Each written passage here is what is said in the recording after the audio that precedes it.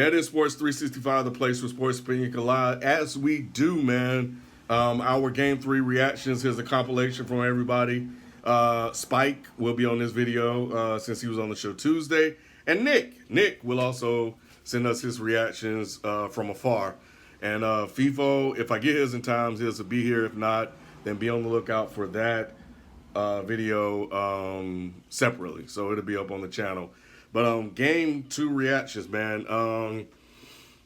Look, I was the only one to pick the Warriors. I don't care about that. But I bring that up to just say that I picked them because so far, I mean, not the Warriors, but the Celtics, because they haven't lost back-to-back games yet. And I wanted to, and I just feel like that's going to, I don't know if it's going to continue because the Warriors are really good, but I felt like it was going to continue for this game at least. Given how everything went in game 2. So with game 3, the Celtics came out and they were ready to play, man. And, that defense made things tough for the Warriors. And, I think what you pretty much have is it's stuff or bust, man. And that's my assessment after watching this game. And I think that if like Clay had a good game, but Clay just shot better than he did before. And that's what I'm seeing with Clay. It's not like he had a Clay game. And we all know what a Clay game is. Like when Clay has a game, you feel it. And you're going to know that game. That wasn't a Clay game. It was just Clay hitting his shots. He had 25, but he didn't score in the fourth quarter. He wore down. And Steph only had 2 in the fourth quarter. And the Warriors, as a team, scored 11 in that quarter. And that defense, after the third quarter blitz by the Warriors, was just suffocating. And it made things extremely difficult. In the third quarter, Steph was amazing, as we come to expect from Steph. But at the same time, Horford was playing horrible pick-and-roll defense, dropping way too far back on Steph Curry. And the one time he tried to make up that space, it led to a 7-point possession. Udoka had to get his ass out the game. And things kind of got stabilized. So what I like what the Celtics did was they played tough. And Tatum, struggled, but I think he finished strong. And, I think he just has to be able to really absorb contact. But Jaylen Brown came out blazing, kind of disappeared in the second half. And Tatum picked it up in the second half. I mean, this guy, he was playing terrible. He was missing layups and all kind of stuff. But he fought through it, man, and he was there when the team needed him. Marcus Smart, of course, came through. He was doing boneheaded shit again. But for me, the star of the game was Robert Williams. His defense, blocking shots here, blocking shots there. Just his presence alone created a lot of problems for the Warriors. And they were unable to, in this game, overcome it to go down in a 2-1 hole. So game 4 is tomorrow. We'll see where that go. But I think the biggest thing, man, is Steph or bust right now for the Warriors. And, Kerr's only going 8 deep. And I don't know if you trust any of those other guys to be able to play well with the Boston's defense. These are the top 2 defensive rated teams in the league all year. So it's going to be ugly. And we've seen ugly basketball. But Boston managed to get 2 out of these 3 wins. And when you look at it, it comes down to the third quarter, and this time they were able to hold on and execute, and maybe it plays down the stretch. So where we go from here, I don't know. But Marcus Smart, scored. Horford scored, and it was a good team win. We still haven't seen anything from Grant Williams yet. He had a couple of key plays, but he hasn't had much of an impact. That we've seen outside of just being out there on the court, at least the way I've come to expect from him in the playoffs. So I think he has one coming as well. But it's going to be tough. And Draymond's antics did not piss off or disrupt the Celtics this time. At one point, he even had Jason Tatum in a fucking headlock. Like, come on, Draymond. But yeah, good win for the Celtics, and the Warriors will bounce back in game 4, and we might be going 7. So we'll see. Yo, I am 110% shocked and blown away. I'm so shocked right now. I don't know what to do, man. I had to turn the game off with 3 minutes left because I couldn't take it anymore. But one thing I will say is, Spike Lou, you were head on, man. I didn't realize how much more talent Boston had than Golden State. Maybe because I'm a homer and I kind of want, I want Steph to win it. That I wasn't paying attention to the signs right in front of my face.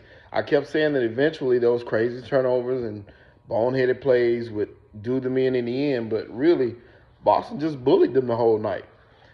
They did make their usual run in the third, which I thought, okay, here we go. Now we're gonna see Steph take over at this point, but he just couldn't do it by himself. He needed some help, and Clay hit a few shots, but they couldn't get timely stops. Boston kept getting second and third. They did what Golden State normally does to people, getting all the offensive rebounds. All the bounces were going their way.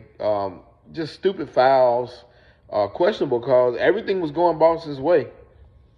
Um, Golden State had a shot, like I said, in the third when they took that 1 point lead. I couldn't believe they even got back there, but I kind of felt like they would, turn it on at some point, but they just couldn't sustain. They really couldn't, man. Shout out to Boston, man, and Udoka for making the adjustments like he always does.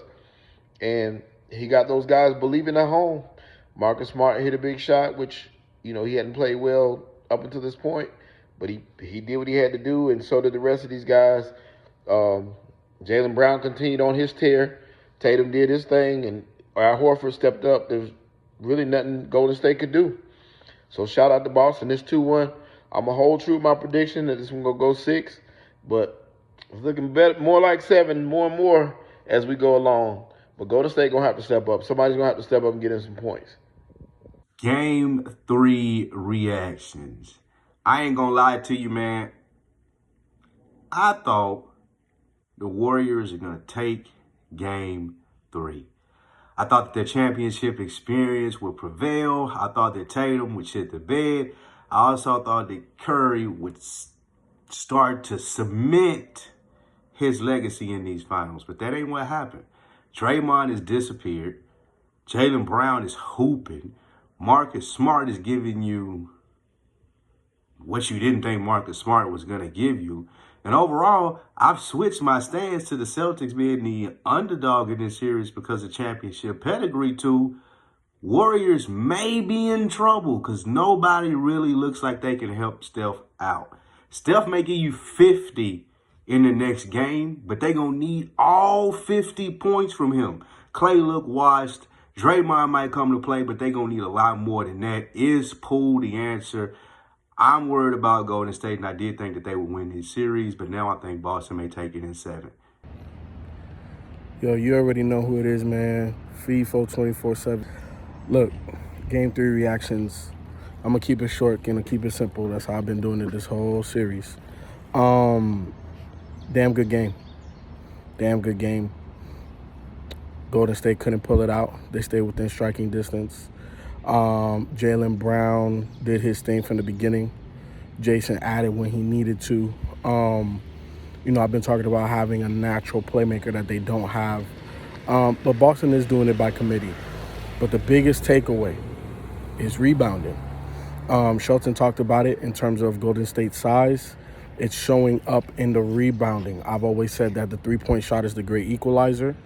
But Clay, even though, he had a pretty good game, he wasn't hitting like that. Wiggins wasn't hitting like that from the outside. Jordan Poole wasn't hitting like that from the outside. So for them to give up so many offensive rebounds, that's really offensive rebounds and second chance points and not being able to neutralize it with their own three-point shot, that was the name of the game. Robert Williams doing his thing. He looked like a man amongst boys down there. So I think Golden State's going to have to figure that out, where they're just going to have to be able to rebound a little bit better. But I think that was definitely the difference in the game. What up, though? This is your boy BT430 back again with another Dead End Sports 365 where sports opinions collide video. Of course, Game 3 reactions. Got to give y'all my Game 3 takes. Shout out to Al Horford and Marcus Smart and a lot of the rest of the other role players that stepped up this game. I mean, it was definitely a much-needed bounce-back game. First game at home. They still have home court advantage as of right now, unless Golden State can change that this Friday.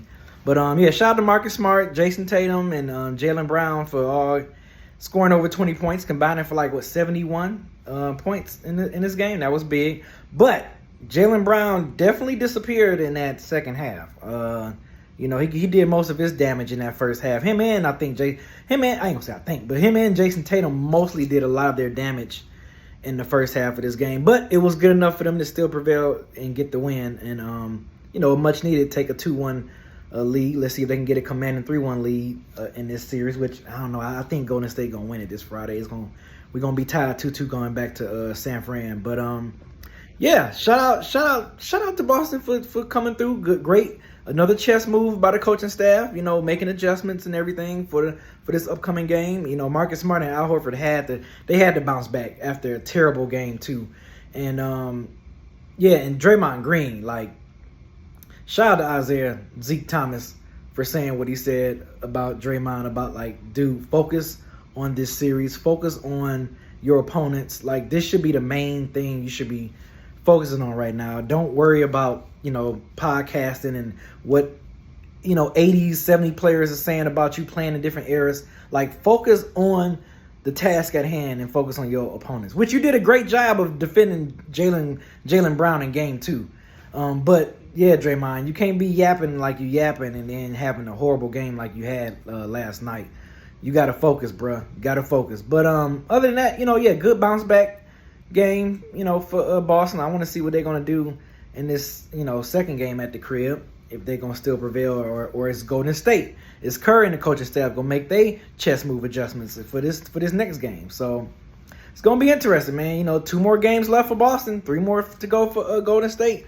I hope this series goes 7, but I'm still with my early predictions that Golden State going to win this in 6, but we shall see, man. But yeah, I'm trying to think if there's anything else I'm forgetting about the game. But yeah, like I said, I thought for a second, I thought Golden State was going to win this when they had that 7-point possession.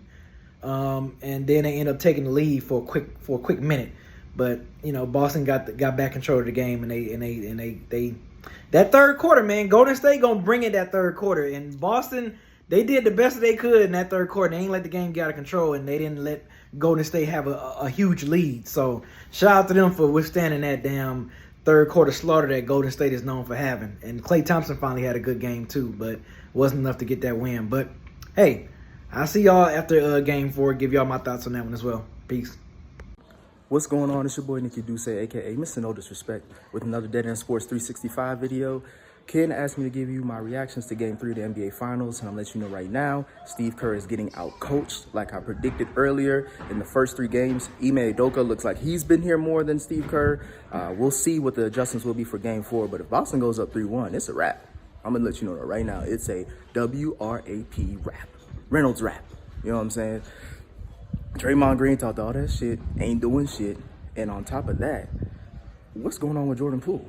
He looking more like Jordan Clarkson. Nonetheless, I know y'all always call me the Warriors hater. I'm not. I'm just calling it like it is. The Splash Brothers showed up for once-ish, because Klay didn't really even look like that great. What was he, 7 for 17? That's not great. Steph showed up. I'll give you that.